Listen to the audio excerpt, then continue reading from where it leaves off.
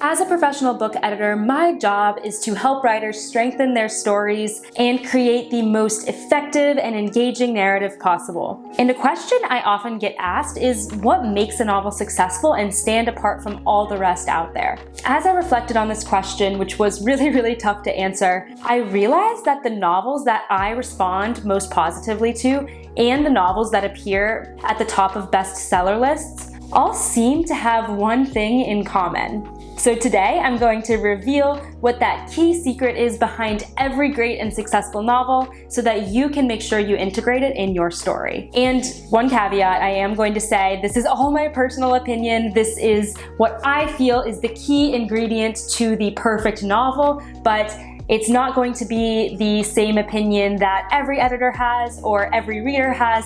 So feel free to let me know if you disagree below and we can have a bit of a conversation about what you think that key secret is to the perfect novel. So after I reveal that secret, I am going to walk through some examples of how it plays out in some well-known published books so that you can see a real-life example. Now, if you find this type of content helpful or you're working on a novel currently, it would really help me out if you hit that like button below so that YouTube knows that this is the type of content that you're interested in. And head over to my channel and check out my other videos. I have a lot of writing tips as well as advice for how to get published if that's something that you're interested in down the line. While you're there, hit that subscribe button so that you will get notified every time I post. All right, with that, let me reveal what the secret behind every great novel is. Drum roll, please. It is suspense. Now, it is a really common misconception that suspense is reserved for thrillers or mystery or crime novels, which admittedly are some of my favorite novels, but really every single novel should integrate an element of suspense in it. The reason being is that suspense does three really critical things. First, it immediately provides a sense of momentum and urgency so that your reader feels compelled to keep turning the pages. Secondly, it immediately establishes the stakes of the story. If there's really no consequences to the character's actions, there's really no reason for the reader to get invested and care, so you really need to make sure your story has high stakes. And then lastly, it's ultimately what keeps the readers reading. Readers aren't going to necessarily want to engage with a 300-page novel unless there is something that they're reading to uncover, something that they're looking to figure out as the story develops and as they go through chapter by chapter. So now that we know that every great novel needs an element of suspense, how do you go about actually establishing suspense in your novel? I'm going to start with some common myths and explain what suspense does not necessarily look like in a novel. Suspense isn't these cheesy cliffhanger chapter endings like little did she know what would happen next, or a year later everything would change.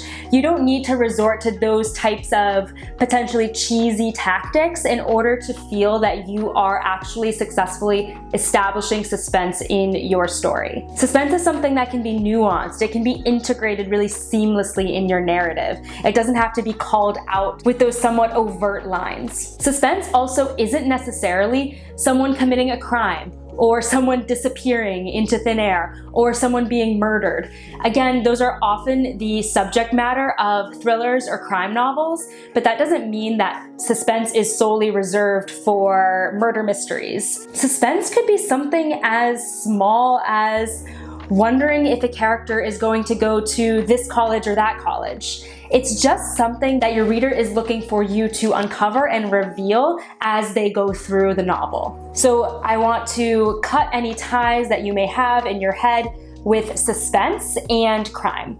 Because honestly, when I was starting in the industry and I was starting to read novels every day as part of my job, it's something I immediately associated. That's really not the case. Lastly, suspense is not necessarily a huge dramatic twist that we never saw coming. Novels like Gone Girl that have really elevated the genre of thriller may make it seem to a newbie writer that you really have to have this dramatic twist, midway or 2/3 through the novel in order for your reader to stay engaged and in order to establish that element of suspense. That is not true at all. Again, suspense is not equal to a twist of any kind. Suspense is something that can build slowly and slowly crescendo over time. It doesn't have to be something that just is so dramatically slammed on the reader. Now that said, a dramatic twist or some type of crime could potentially be elements of suspense in your novel if that is the type of story that you're writing, particularly if you're a thriller or mystery writer. However, what I'm trying to express here is that every single novel, even without those types of story elements, still has suspense, and suspense is still key to what makes it successful. So that's really what I'm going to go through with the examples I'm sharing in just a bit. What suspense really is in a successful novel is peeling back the layers of a character, indicating that there's really more for us to learn about them. We don't necessarily know everything up front about the character, but we start learning these interesting tidbits about them as the novel develops. That is suspense, and has nothing to do with a crime or a big twist. Suspense is really ultimately about establishing tension and that uncertain atmosphere where the reader potentially knows something is going to happen but doesn't quite know what yet. It's more of a feeling and less of a tactical, physical thing that appears in your novel itself. Suspense is essentially the promise that some kind of truth is going to be revealed later on in the story, and the reader really wants to uncover what that truth is. Now, I know my description of how suspense manifests in novels may feel a bit vague and may feel really nebulous at this point. So that's why I really want to take the time now to walk you through 3 examples of how authors of really well-known best-selling books establish suspense in their passages without overtly being a thriller or mystery novel. Now, all of these excerpts come from the opening chapter of the book, but note that suspense should be something that's integrated in every chapter throughout the entire story. It should not just be in the opening pages, though of course we know those opening pages are so critical to the success of a book, so it's a good place to start. So now let's go through an example of a best-selling book that integrates suspense in the narrative but is not a thriller or mystery novel. I'm going to reveal what the title of the book is and the genre after I go through the passage, though some of you may be able to recognize it before I reveal. Who am I, and how, I wonder, will this story end? The sun has come up and I'm sitting by a window that is foggy with the breath of a life gone by. I'm a sight this morning. 2 shirts, heavy pants, a scarf wrapped twice around my neck and tucked into a thick sweater knitted by my daughter 30 birthdays ago. The thermostat in my room is set as high as it will go, and a smaller space heater sits directly behind me. It clicks and groans and spews hot air like a fairy tale dragon, and still my body shivers with a cold that will never go away. A cold that has been 80 years in the making. 80 years, I think sometimes, and despite my own acceptance of my age, it still amazes me that I haven't been warm since George Bush was president. I wonder if this is how it is for everyone my age. My life, it isn't easy to explain. Alright, so there are a few elements here that really intrigue the reader and immediately establish that sense of suspense that is going to then give us the momentum we need to engage with the narrative and continue turning the pages. I immediately am drawn to the opening questions, who am I and how, I wonder, will this story end, as well as the final question in this passage, my life, and the explanation, it isn't easy to explain. So the narrator here is immediately posing these questions about who they are, their identity. It's clear that they're working through something. And again, my first point about how suspense is established by us unraveling elements of a character as the narrative goes on, that's exactly what the writer is doing here. The writer is telling us, oh, the character is figuring themselves out, the character is asking themselves these questions, and us as the reader are there on that journey as they are exploring and going through their own internal reckoning. The other area in this passage that establishes suspense, I think, is where the narrator says, and still my body shivers with a cold that will never go away, a cold that has been 80 years in the making. That immediately makes us wonder, why have you felt cold for 80 years? Obviously there's some kind of metaphorical meaning there, something that the character has been grappling with for 80 years. We immediately want to understand their background, understand their story, and really know where that coldness is coming from. So this excerpt is the opening passage from The Notebook, a romance novel by Nicholas Sparks. Again, nowhere near the thriller bookshelf. It is one of the classic and most widely known romance novels out there, and it still uses a really strong element of suspense in order to hook the reader in and make them intrigued enough to continue on reading. So let's go through the next excerpt. Marsh is not a swamp. Marsh is a space of light where grass grows in water and water flows to the sky. Slow-moving creeks wander, carrying the orb of the sun with them to the sea, and long-legged birds lift with an unexpected grace, as though not built to fly, against the roar of 1,000 snow geese. Then within the marsh, here and there, true swamp crawls into low-lying bogs, hidden in clammy forests. Swamp water is still and dark, having swallowed the light in its muddy throat.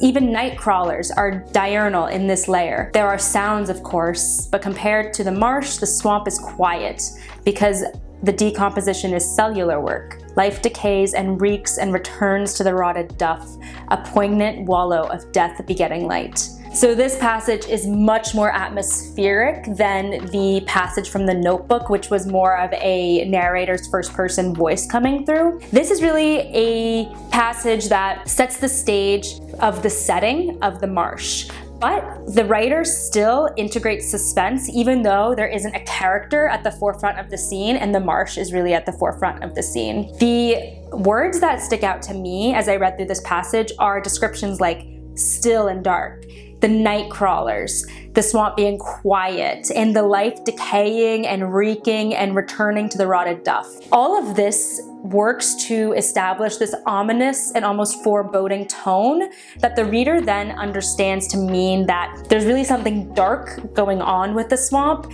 and we are intrigued to understand why there is this mystery surrounding the swamp and why it is associated with the stillness and the darkness and death. So again, this is another example of a non-thriller novel establishing a really strong sense of suspense from the get-go.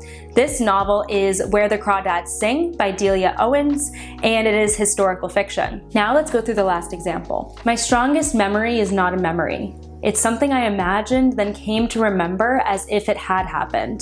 The memory was formed when I was 5, just before I turned 6, from a story my father told in such vivid detail that I and my brothers and sister had each conjured our own cinematic version, with gunfire and sounds. Mine had crickets.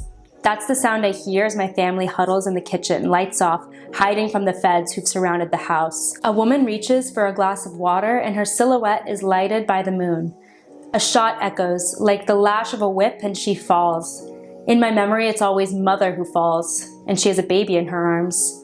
The baby doesn't make sense. I'm the youngest of my mother's 7 children.